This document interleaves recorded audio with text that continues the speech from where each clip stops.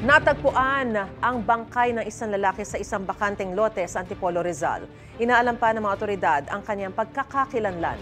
May unang balita si Bea Pinlac.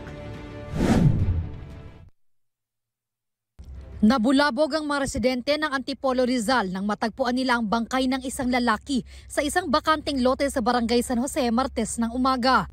Natagpuan din ang mga basyo ng bala ng baril malapit sa katawan ng lalaki.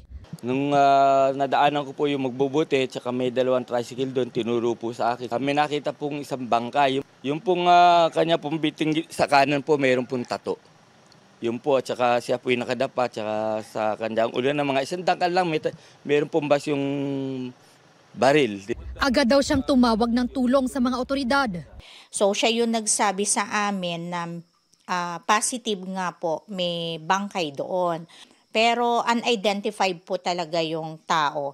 Pati ang kalapit na barangay Pinugay sa Baras, Rizal, rumesponde rin para malaman kung residente ba nila ang natagpo ang bangkay. Baka may pagkakakilanlan na isa sa aming residente, kaya po chinek ko.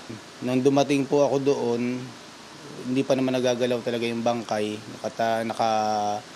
nakadapa na nakapatalikod. Tapos may tatlong basyo na andun sa area na malapit dun sa bangkay. Ayon sa barangay San Jose, ikalawang beses na ito sa loob ng 3 buwan na may natagpo ang bangkay sa kanilang lugar. Siguro second time na ito na ganyan. Pero yung isa naman, blotted na yon nang makita kasi sa ilog naman siya. Ito, ibang senaryo naman siya dahil parang binaril.